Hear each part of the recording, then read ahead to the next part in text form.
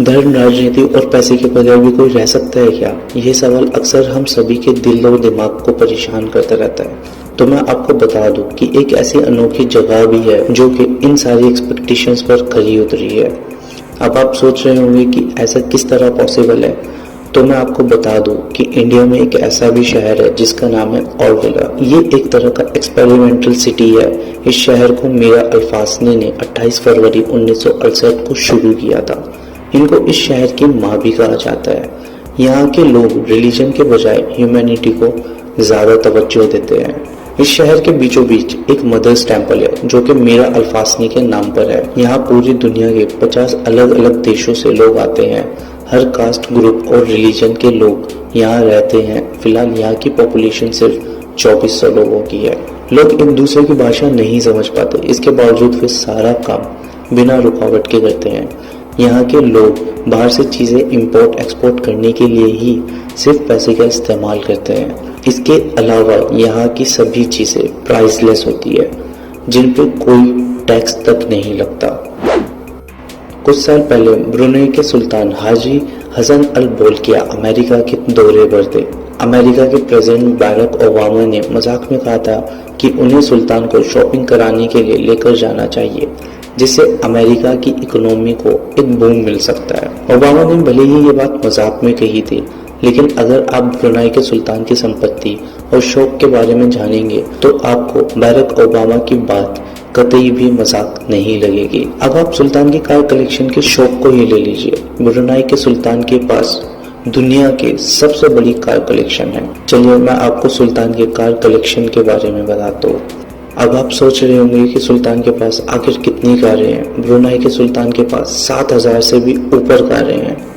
इस कलेक्शन में 604 Rolls Royce, 574 Mercedes Benz, 472 Ferrari, 11 Aston Martin और एक एसएससी के अलावा कई दूसरी ब्रांड्स भी शामिल है। इन 7000 कारों की कुल कीमत बनती है $5 अरब, यानी कि 317 अरब 62 करोड़ इंडियन रुपीस। चोरी करना बुरी बात है, ये इंसानों को तो सिखाया गया है, लेकिन जानवरों में चोरी करके भूख मिटाना शायद गलत नहीं है। लेकिन फिर भी जब जानवर चोरी करते हैं तो उनकी मासूमियत देखते ही बनती है। जो फैक्ट बताने जा रहा हूँ उसे जानने के बाद आप यकीनन इस नन्हे हाथी के फैन हो जाएंगे। मामला थाईलैंड के शहर का है, जहाँ रात में अंधेरे में यह नन्हा हाथी खेत में दावत उड़ा रहा था कि तभी खेतों के मालिक वहां आ पहुंचे। नन्हे हाथी ने लोगों को आते देख एक पोल के पीछे छिपने में ही भलाई समझी। हालांकि उसके नन्ही समझ में ये नहीं आया कि हाथी चाहे छोटा सा भी हो, पोल के पीछे तो नहीं छिप सकता। खेतों पर पहुंचे लोगों ने पोल के पीछे छिपकर इस हाथी के बच्चे की क्यूट सी तस्वीर खींच ली और फिर सोशल मीडिया पर वायरल कर दी। शायद हाथी ने सोचा हो खेतों में अंधेरा है, फायदा उठा सकते हैं।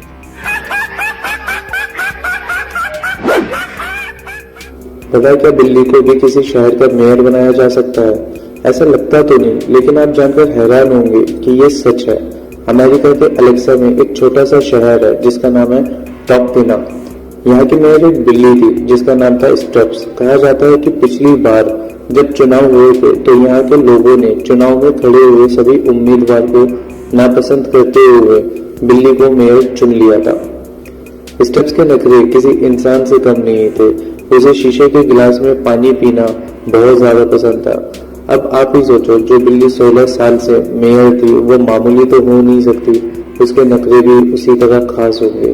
खैर 20 साल की स्टब्स एक रात सोने गई और फिर कभी नहीं जागी। टॉक्टिना के शहर के लोगों को अब अपने मेयर का प्यार शायद कभी नहीं मिल पाएगा। दुनिया में तरह तरह के म्यूजिकल इंस्ट्रूमेंट है, लेकिन क्या आपने कभी ऐसी बिल्डिंग के बारे में सुना है जो बारिश होने पर संगीत की धुन गुनगुनाने लगती है? सुनने में ये भले ही थोड़ा सा अजीब लगता है, लेकिन दुनिया के एक हिस्से में एक ऐसी बिल्डिंग मौजूद भी है। बिल्डिंग जर्मनी के ड्रेसडेन इलाके में मौजूद है। इस बिल्डिंग के बाहर म्यूजिक के पूरे सिस्टम को 1999 में इंस्टॉल किया गया था। ये बिल्डिंग दुनिया भर से म्यूजिकल लवर्स को अपनी तरफ अट्रैक्ट करती है। इस बिल्डिंग की खास बात यह है कि बारिश होने पर इससे म्यूजिकल टोन्स निकलने लगती है। हालांकि म्यूजिक सुनने के लिए टूरिस्ट को बारिश का तो इंतजार करना ही पड़ता है। बिल्डिंग की दीवार को नीले रंग से पेंट किया गया है। फिर पूरे दीवार पर अलग अलग म्यूजिकल इंस्ट्रूमेंट कुछ इस तरह से फिट किए गए हैं कि जैसे ही बारिश की बूंदें इस पर पड़नी शुरू होती है, इससे कानों को सुकून देने वाला म्यूजिक बजने लगता है। आपने कभी गौर किया है अपनी आंखों के निचले हिस्से पर, जहाँ कभी आपको छेद दिखा होगा? आपको पता है कि ये क्या करता है या इसका काम क्या है? यकीनन बहुत कम लोग ही ध्यान देते हैं, हालांकि कुछ लोग देखकर भी उसे पूरी तरह से नजरअंदाज कर देते हैं, जबकि वो आंखों में के सबसे सेंसिटिव हिस्से के तौर पर अहमियत रखता है। चलिए मैं इसका रहस्य भी आपके सामने खोल देता हूँ।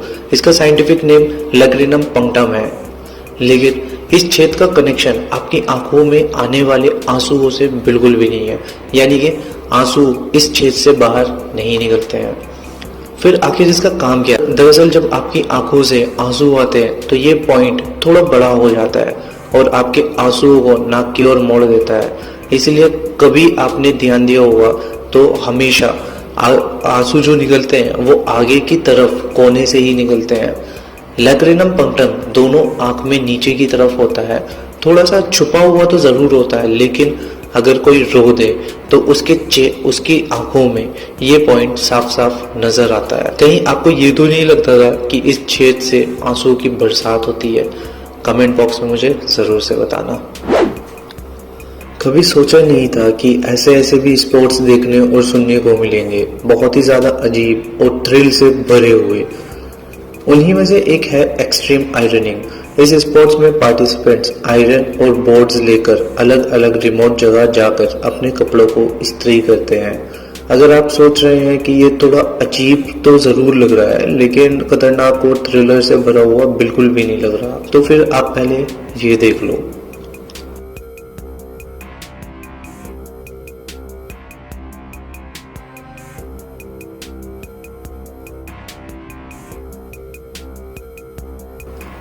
इस स्पोर्ट्स की शुरुआत 1997 में इंग्लैंड में हुई, जिसके बाद ये धीरे धीरे पूरी दुनिया में मशहूर हो गया और 1999 में England, America, Fiji, Germany, New Zealand, Australia और साउथ अफ्रीका के बीच इंटरनेशनल इनिंग भी शुरू हो गई। अगर आपको भी थ्रिल फील करना है तो उठाओ आयरन, बोर्ड और कुछ कपड़े और बीच रोड पर जाकर शुरू हो जाओ।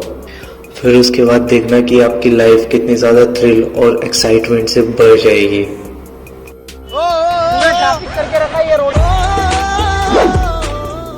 कहते हैं अगर आप किसी चीज को शिद्दत से चाहो तो वो कभी न कभी मिल ही जाती है। इस खुशी का एहसास सिर्फ उस इंसान को होता है जिसे वो चीज मिलती है। मैरी ने कनाडा के अल्बर्टा गार्डन में डायमंड की एक रिंग को खो दिया था, जो कि उसके हस्बैंड ने उसको गिफ्ट की थी। ये 2004 की बात है, लेकिन एक चमत्कार हुआ और मैरी को एक गाजर में वो खोई हुई अंगूठी मिल गई। 13 साल बाद जब मैरी अपनी बहू के साथ गार्डन में लगी सब्जियां निकाल रही थी तो अचानक उन्हें गाजर में लिपटी वो रिंग मिल गई। इसके बाद मैरी की खुशी का ठिकाना नहीं रहा। शायद किस्मत इसी को कहते हैं। जिसके मिलने की उम्मीद मैरी ने 13 साल पहले खो दी थी, उस चीज का यूं अचानक मिल जाना किसी चमत्कार से तो कम नहीं था। सबसे इंटरेस्टिंग फैक्ट कौन सा लगा कमेंट बॉक्स में ज़रूर बताना, और ऐसे ही हैरत अंगेज फैक्ट के लिए चैनल को सब्सक्राइब कर ले और बेल आइकन दबाना ना भूलें। आज के लिए बस इतना ही, मिलते हैं अगले वीडियो में। तब तक के लिए अपना बहुत सा ख्याल रखिएगा। खुदा हाफिज़।